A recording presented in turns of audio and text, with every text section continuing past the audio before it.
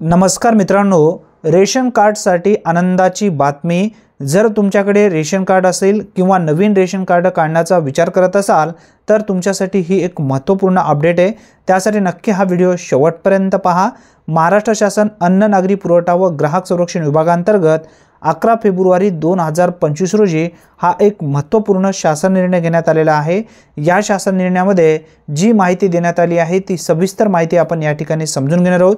त्यासाठी नक्की हा व्हिडिओ शेवटपर्यंत पहा। प्रत्येक रेशन कार्ड लाभार्थ्यासाठी हा एक महत्त्वपूर्ण अपडेट असणार आहे। माननीय मुख्यमंत्री यांच्यासोबत दिनांक 30/12/2024 रोजी बैठक घेण्यात आली असून सदर बैठकीमध्ये विभागाच्या 100 दिवसांचा कृती आराखडा मंजूर करण्यात आला आहे।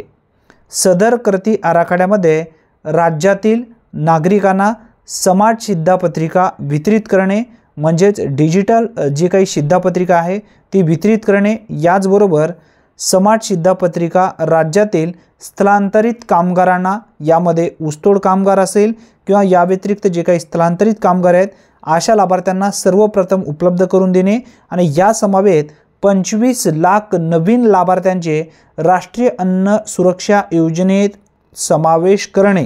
आता बघा या ठिकाणी सांगण्यात आलेलं आहे 25 लाख नवीन लाभार्थ्यांचे राष्ट्रीयकृत अन्न सुरक्षा योजनेत समावेश करणे, याचबरोबर ई-केवायसी करणे आणि मयत व्यक्ती जे आहेत त्यांचे नाव कमी करणे आणि 100 वर्षापेक्षा जास्त ज्यांचे वय झालेले आहेत अशा लाभार्थ्यांचं नाव सुद्धा वगळणे, तसेच सायलेंट शिधापत्रिकावर प्राधान्याने कारवाई करणे इत्यादी बाबीवर प्राधान्याने कारवाई करायची आहे। त्यानुसार तालुकास्तरीय कार्यालयामध्ये जे काही या ठिकाणी नवीन तांत्रिक मनुष्यबळ आहे प्रत्येक तालुक्यांना दिलं जाणार आहे।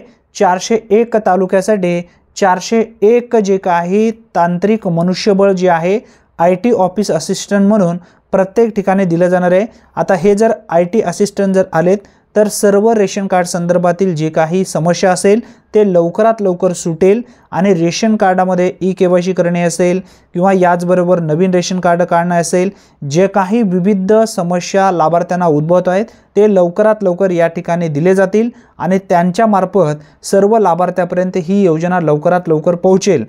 अतिशय महत्त्वपूर्ण ही माहिती आहे। जास्तीत जास्त मित्रांपर्यंत हा व्हिडिओ नक्की शेअर करा। धन्यवाद। पुन्हा भेटूया, तोपर्यंत जय हिंद, जय महाराष्ट्र।